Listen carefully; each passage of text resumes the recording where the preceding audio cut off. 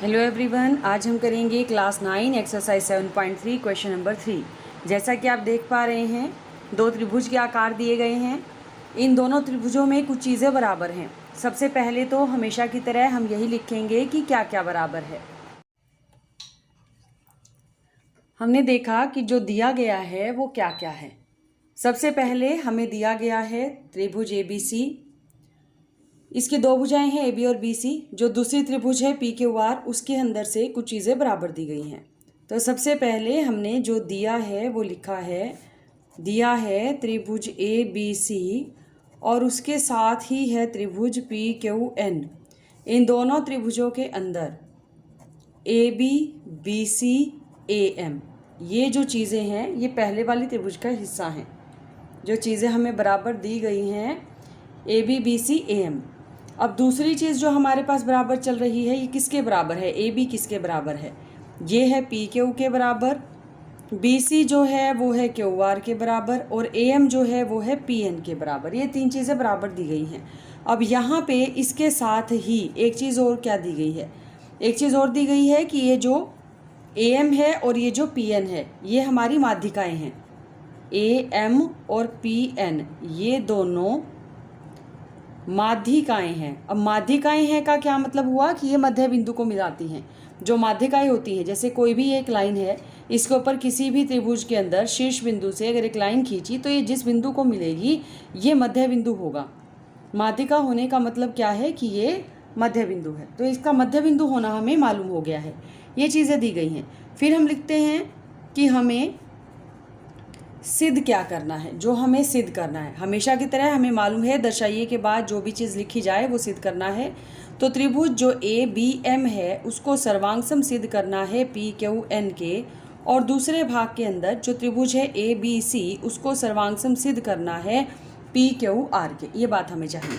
अब इसके लिए देखिए, हमें जो चाहिए और जो दिया है, अब हम यहाँ से ABM अगर लेते हैं तो AB हमें मिल जाएगा, लेकिन दूसरी चीज़ है BC। यहाँ पे BC नहीं है इस त्रिभुज के अंदर, BC है नहीं और माध्यिकाएँ दी हुई हैं। इस चीज़ को हम देखेंगे कैसे यूज़ किया जाए। सबसे पहले हमने लिखा BC और QR बराबर हैं क्योंकि ये दिया हुआ है। अगर पूरी चीज़ें बराबर हैं तो आधी आधी भी बराबर होंगी। समान भाग हैं दोनों का, अगर आधा कर दिया जाएगा तो वो भी बराबर होगा। ऊपर वाली BC QR के बराबर होने की वजह से इनका आधा जो है वो भी बराबर है। अब जो आधा लिया हमने, इसका BC का आधा लिया तो ये आधा कहाँ तक हुआ? M भाग तक हुआ। BM ऐसे ही यहाँ पे इस लाइन के लिए आधा कहाँ तक हुआ? QN। तो ये QN इसका आधा है।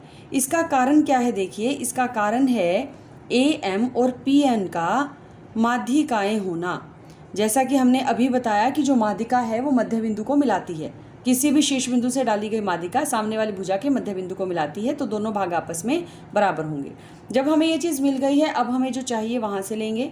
ये दोनों त्रिभुज, इनके बीच में हम क्या करेंगे? सर्वांग समता की बजाय और लिख देंगे। और यहाँ से देखते हैं क्या क्या बराबर है। जो AB है वो PQ के बराबर है। क्यों बराबर है? क्योंकि ये दिया हुआ है।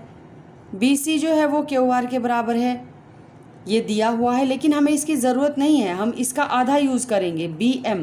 ये जो हमारे पास समीकरण है पहला BM, वो किसके इक्वल है? वो QN के इक्वल है। हमने इसमें पहला जो समीकरण है वो ले लिया। समीकरण 1 से ये हमारे पास बराबर हो गया। अब जब ये भी हो गया, फिर हमें किस चीज़ की ज़रूरत है? तीन चीज़ों के लिए, दो तो हो गई, तीसरी हमारे पास क्या है? इस आकृति के हिसाब से देखना है कि क्या चीज़ बराबर है। ये जो हमारे पास लाइन है AM और इधर से PN, ये भी हमें बराबर दी हुई थी। यहाँ दिया है से हमने इसको यूज़ कर लिया। तो हम अब इसको लिखेंगे कि जो AM है और जो PN है ये बराबर है क्योंकि ये भी दिया हुआ है। इस तरह से हमारी तीन चीज़ें बराबर हो गई। जो तीन चीज़ें बराबर हुई हैं उन पर ध्यान दीजिए, वो किस तरह की हैं।